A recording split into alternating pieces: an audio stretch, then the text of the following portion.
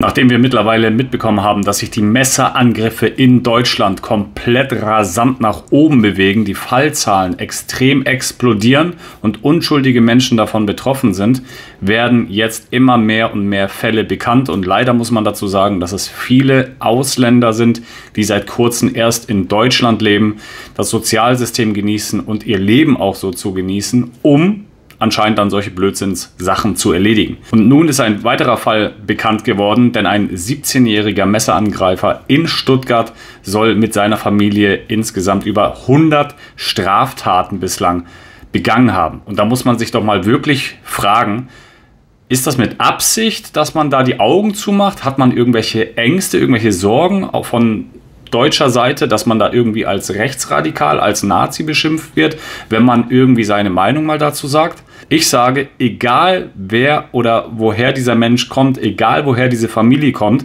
ob das Deutsche sind, Afghanen, Russen, in dem Fall Syrer, über 100 Straftaten zu begehen, ohne dafür irgendwie richtig krasse Konsequenzen davon tragen zu können, finde ich sehr krass und zeigt für mich persönlich einfach nur wieder mal eine extrem große Toleranz und Solidarität anderen Menschen gegenüber. Mich würde mal interessieren, deine Meinung, was meinst du, was passiert, wenn es ein Deutscher wäre, eine deutsche Familie?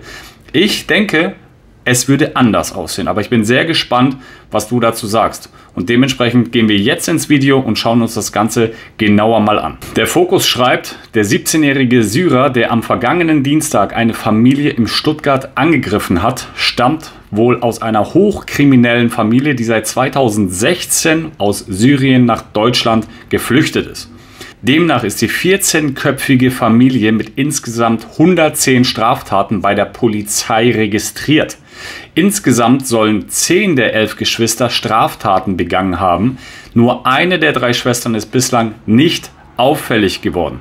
Das bedeutet, im Durchschnitt sind das ca. 12 Straftaten pro Jahr. Das finde ich schon extrem viel. Was sagst du dazu? 2 Brüder des Verdächtigen sollen zufolge derzeit auch schon im Gefängnis sitzen. Auch dessen 18-jährige Schwester verbüßte bis Februar eine Haftstrafe.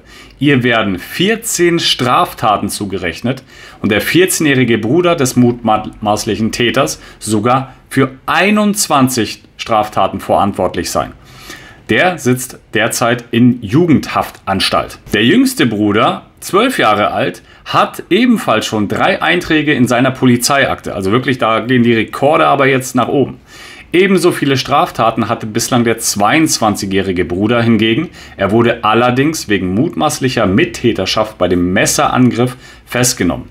Jetzt kommt aber natürlich noch das große Beispiel, das große Vorbild dazu, weil die Kinder lernen natürlich sehr viel von den Eltern, von den Erwachsenen und dementsprechend auch der Vater ist Polizei bekannt. Und er soll 12 Straftaten in seiner Polizeiakte stehen haben. Ich erinnere, diese Menschen sind seit 2016 im Land. Ich bin seit 1984 im Land, 2021 ausgereist, aber ich habe gar keine Straftat in meiner Akte stehen. Also die haben mir wirklich was voraus. Wirklich krass. Der Großteil davon sind Gewaltdelikte und Bedrohungen, die sich sogar gegen seine älteste Tochter gerichtet haben. Also wirklich, wirklich heftig. Na, jetzt kommen die Leute und sagen, ja, immerhin bleibt es in der Familie. Die ebenfalls für 4 Straftaten aber verantwortlich sei, die Tochter. Die Mutter des strafrechtlichen 17-jährigen Messerangreifers ist nicht strafrechtlich in Erscheinung getreten. Und die zweite Frau des 43-jährigen soll auf der Flucht nach Deutschland verstorben sein.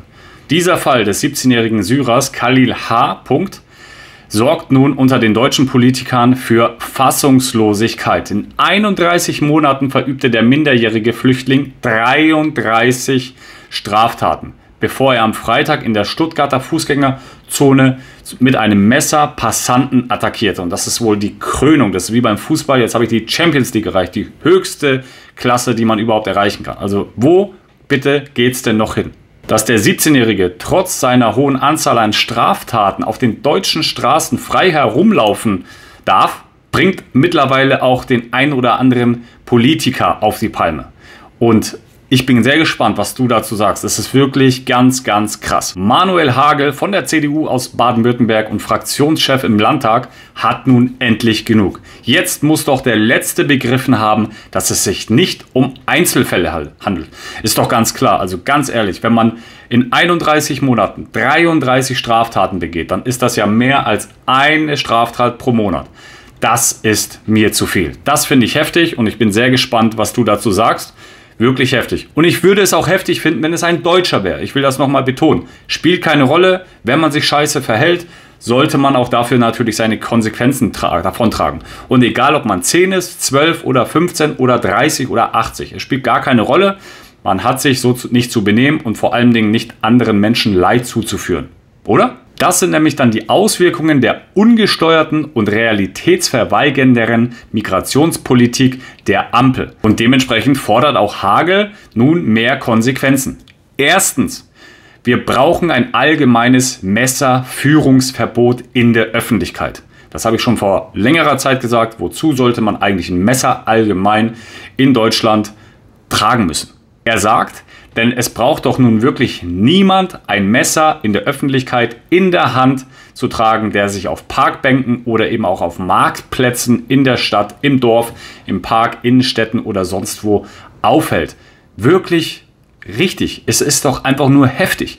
Leider muss ich aber sagen, ich habe es in dem einen Video schon mal gesagt, es ist teilweise schon ein Selbstschutzmechanismus, denn du hörst es ja von allen Seiten, wie und was jeden Tag passiert. Du musst ja schon Angst haben, mit Kopfhörern durch die Stadt zu laufen, weil du gar nichts mehr mitbekommst. Du musst immer deine Augen und vor allen Dingen Ohren offen halten. Es gibt aber auch Ausnahmen, die gerne natürlich ein Messer aus Berufsgründen tragen dürfen oder auch müssen. Das sind zum Beispiel auch Handwerker, Landwirte oder auch natürlich Naturschützer. Naja, wenn man heutzutage in Deutschland natürlich sein Geschlecht einfach ändern kann und seinen Namen ändern kann, dann kann man auch wahrscheinlich früher oder später seinen Beruf ändern. Heute bin ich Naturschützer.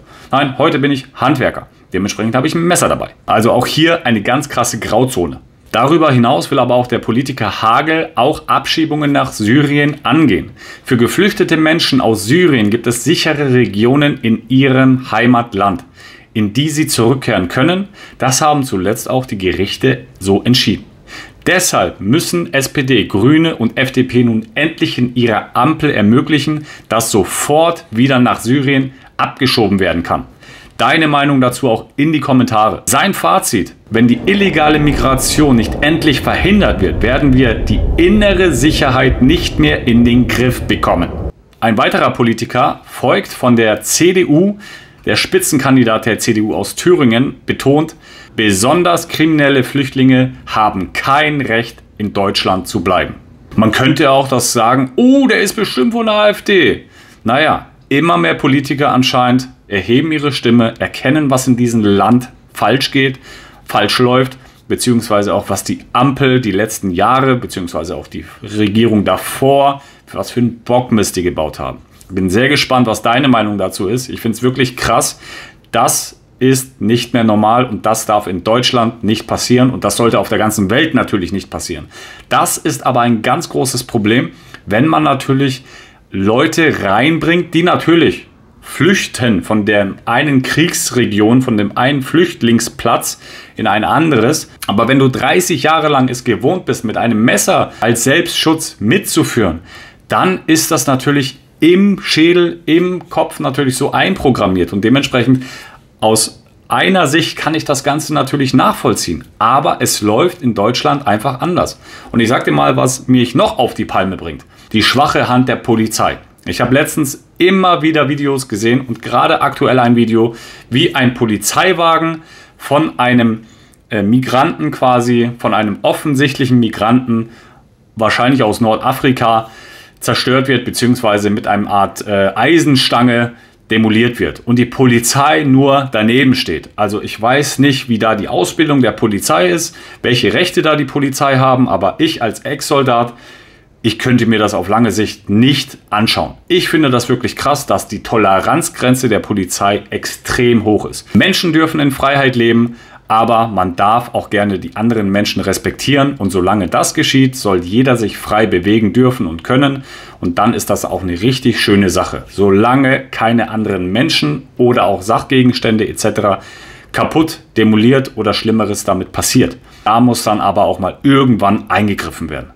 Das dazu zu diesem Video. Wenn dir das Video gefallen hat, kannst du das Video gerne teilen. Du kannst gerne ein Abo dalassen für mehr Content, täglichen Mehrwert, natürlich Aktuelles aus der Welt, auch aus anderen Regionen der Welt und natürlich auch immer wieder aus der Türkei.